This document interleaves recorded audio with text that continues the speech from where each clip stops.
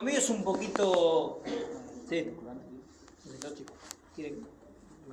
bueno, lo mío fue, no digo algo parecido, pero bueno, ellos estuvieron en la isla 74 días, ellos no entraron en combate directo, pero otros compañeros sí, vivieron la guerra. Yo la única cosa que viví es pelear con la muerte. Lo voy a relatar cómo fue. Yo estuve en el crucero General Belgrano, el buque que hundieron, el 2 de mayo. Yo ya venía en el barco hace un año, era tripulante. Cuando llegó el 2 de abril, nos enteramos que habían tomado Malvinas. Fue un viernes 2 de abril, me acuerdo que viernes el barco está en Puerto Belgrano, en Bahía Blanca. Era un viernes que yo me venía a Lanús, yo soy de Lanús. Nos veníamos para acá de fin de semana y no nos dejaron salir porque ese 2 de abril, viernes, tomaron Malvinas. Entonces, bueno, nos quedamos todos dentro de la base e hicimos toda una semana cargando el buque con armamento, comida, todo pertrecho ya para zarpar. Al otro fin de semana nos dijeron, bueno, vayan a sus casas, se van hoy, el lunes tienen que estar a primera hora acá, pero vayan y vuelvan, porque nosotros nos vamos a ir para Malvinas. Me acuerdo ese fin de semana que vine acá, le comenté, yo papá no tenía, que había fallecido cuando yo era muy chico, tenía mi mamá y mi hermano, les comenté lo de la guerra, pero yo lo tomaba como lo sentía heroico. Mamá voy a la guerra, pero imagínate mamá que decía. Bueno, pasé ese fin de semana en casa, volvimos y al día jueves, que sería creo que 15, 16 de abril, el buque partió para el sur. Hicimos escala en Ushuaia seguimos cargando armamento, comida, y entonces de ahí salimos ya directamente a Malvinas. El trabajo que tenía que ser el crucero General Belgrano junto con 2 escoltas, 2 destructores, era toda la parte sur de las Malvinas, navegar por ahí, ver que por ese lado no venga el enemigo. Se sabe que el enemigo viene del norte, pero la función de este grupo de tareas, que era el crucero y 2 destructores, era navegar toda la zona sur. Bueno, pasó el tiempo desde ese 17, 18 de abril hasta el 2 de mayo. Domingo 2 de mayo se cubría guardias, el barco es como si fuera una fábrica, cada uno tiene su trabajo y está mitad de hora haciendo el trabajo que sea, si sos pintor, si sos mecánico artillero como era yo, trabajando dentro de un cañón, arreglando, limpiando, y después la otra mitad del buque está cubriendo crucero de guerra, se llama. La mitad trabaja, se ve normal, y la otra mitad está en un cañón por las dudas, tomando mate, sentado, cosa que si no sé, hay una alarma de combate, eso ya está, y después el resto se acopla a los otros armamentos. Bueno, empezó el día 2 de mayo, normal, y yo estaba de guardia, que se llama crucero de guerra, dentro de un cañón, tomando mate con amigos, y bueno, estar en el cañón de guardia, por las dudas. Después el resto, haciendo aquí otras cosas. Tuve de las 12 a las 4 de la tarde. 4 menos 5, voy del cañón y me iba al dormitorio, se ubica en un barco, la punta es la proa y la parte de atrás es la popa. El dormitorio donde yo iba a buscar mi jarro para ir a tomar la merienda estaba casi en la proa. Entonces, cuando yo voy caminando por la segunda cubierta, el segundo subsuelo, o sea que el barco está elevado, esta es la línea del agua, yo estaba 2 pisos más abajo, caminando por ese pasillo. Cuando estoy por llegar al comedor, se siente una explosión, se siente el ruido de la explosión, digamos, el barco es como esto. Imagínense que esto hace así. Se movió todo, se apagó la luz y se llenó de humo, olor fósforo. Cuando uno prende un fósforo, ese olor a fósforo, bueno, ¿qué pasó? ¿Qué pasó? Nada, toda oscura, imagínense, en el segundo subsuelo, cuando pegó el torpedo, se reventaron todas las partes eléctricas, se quedó sin luz. ¿Qué pasó? ¿Qué pasó? Se gritaban a salir a cubierta, explotó una caldera, explotó algo, pero bueno, nadie sabía en ese pasillo. Entonces, hicimos memoria, porque estaba todo oscuro, hicimos memoria de dónde podría haber una escalera para ir subiendo. Entonces me acordé que 5 o 6 metros por allá había una escalera toda oscura. Había gente que nos íbamos tocando que no nos veíamos, ni sabíamos quién era, ¿no? Y bueno, llegamos a esa escalera, subimos a la cubierta principal y ahí ya se vio que el barco estaba escorado, que sería inclinado hacia la izquierda. Babor, se dice en la marina. ¿Qué pasó? Los torpedos, pegaron 2 torpedos, uno en la proa, de la punta, 15 metros para atrás, y el otro a mitad de barco. Bueno, yo a 10 metros de entrar al dormitorio donde pegó en la proa, reventó el torpedo.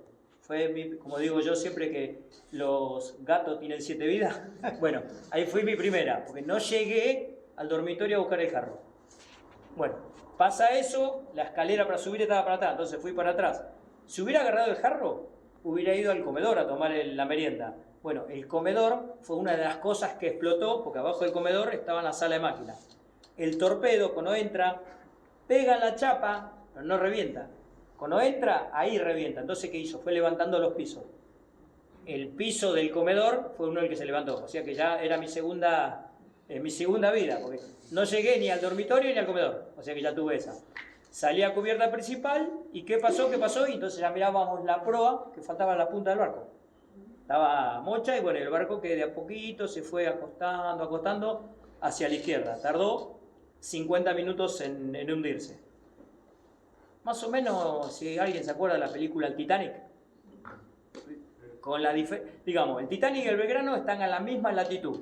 Está el Titanic a latitud norte y el crucero Belgrano a latitud sur. Los dos están a 4.000 metros de profundidad. Hay muchas similitudes, solamente que, como vieron en el Titanic, como bajaban las balsas, todo, la agüita estaba tranquila. Acá las olas medían 6 metros. Entonces era, imagínate, hundiéndose y con tormenta. ¿Qué me pasó a mí, por ejemplo? Yo tenía destinada la balsa número 1. De la punta hacia atrás están las balsas 1, 2, 3, 4.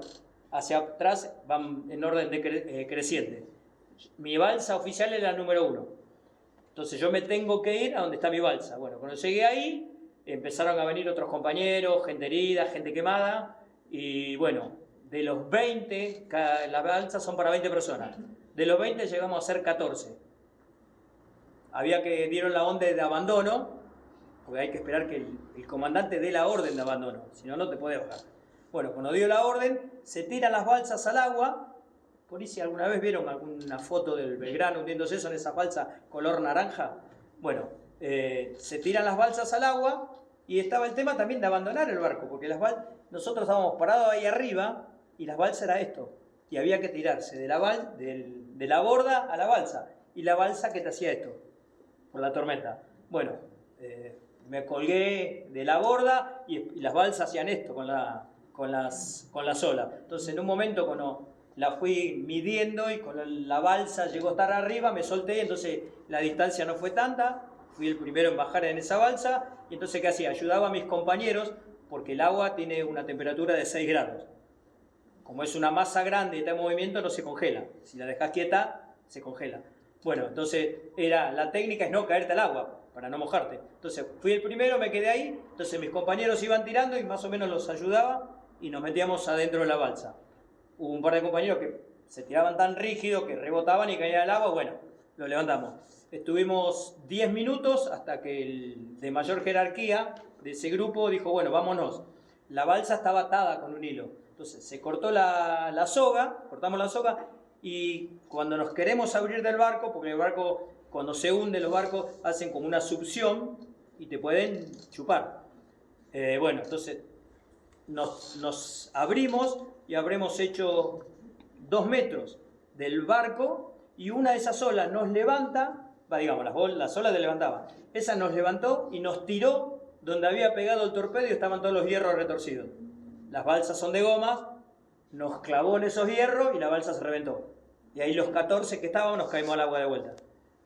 Yo cuento mi experiencia, yo quedé pegado, hagan de cuenta que esa es la pared del barco. Y el barco que se movía así. Yo quedé ahí, el casco de los barcos tiene unas espinitas que son unos líquenes, unos bichitos que con el tiempo se van pegando en el casco y quedan como unas espinitas. Entonces yo estaba con un sobre todo y un salvavidas. Y estaba pegado, entonces el barco que nos hundía, esas espinitas me arrastraban y como que me querían hundir también. Yo tenía la resistencia del chaleco. Pasó una décima de segundo que me tranquilicé porque estaba en el agua. Habré nadado 2 metros y me agarré de un tambor de 200 litros de combustible vacío. estaba acostado el tambor y ya mi primera reacción fue querer agarrarme del tambor. Y el tambor me giraba, era la lógica. Hasta que otro segundo lo subí y dije, no, no es por este lado. Fui para otro lado y a los 2 metros había una balsa donde había con el tiempo, 2 amigos, que ellos también al tirarse del barco, cuando se tiraron y las balsas estaban en movimiento y el peso de ellos se cortó la soga y esa balsa se iba sola. Yo me agarré de la primera que se me cruzó, que era esta.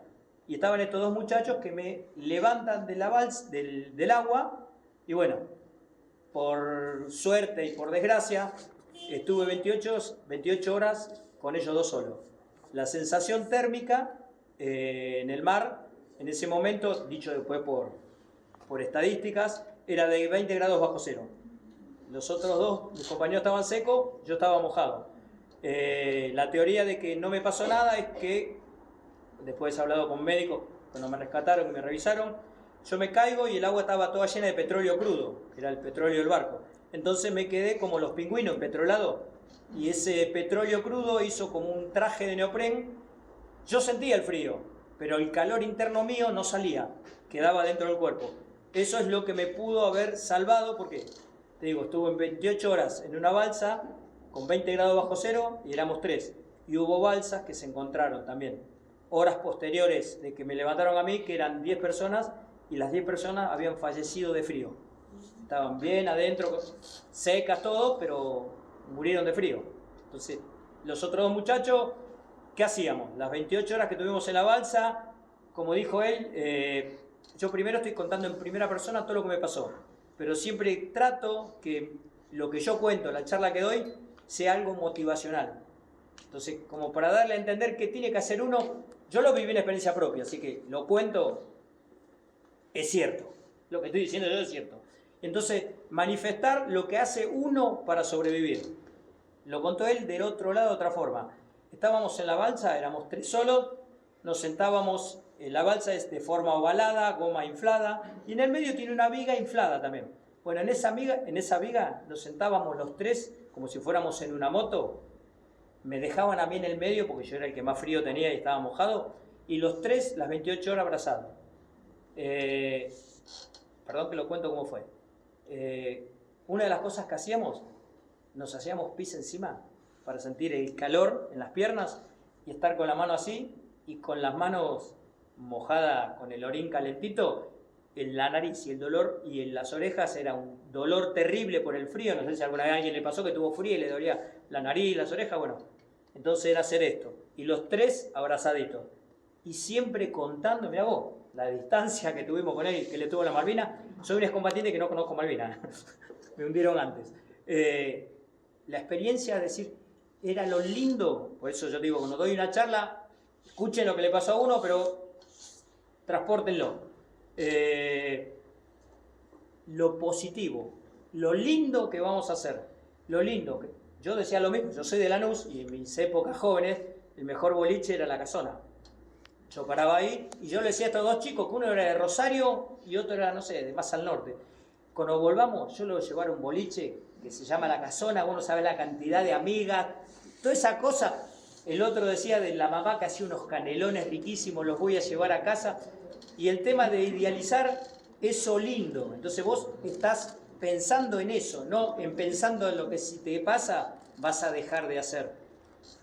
No sé si me reciben el mensaje. Me puedo llegar a morir, pero ¿qué hago mientras tanto? Y nada, vamos a buscar eso. Puede pasar que me pase algo, pero si mi mente está allá, ¿qué es lo que voy a hacer? No lo que voy a dejar de hacer. Entonces, fíjate en la charla que teníamos nosotros 3, de hablar de cosas lindas que íbamos a hacer. Y así es, por eso te digo que ellos tuvieron una trinchera, vieron al enemigo, no lo vieron, corrieron, se replegaron. Y yo a los ingleses no los conozco, porque el torpedo salió a 7 kilómetros del submarino Conqueror y le pegó el Belgrano. Yo no vi un inglés en mi vida, sí, en televisión nada más. Así que ya te digo, por eso digo que yo peleé con la muerte nada más. ¿Entendés? Ellos tuvieron otras opciones. Peor, cada uno sabrá qué es peor para uno. Pero bueno, ellos tenían esa opción. No digo que la han pasado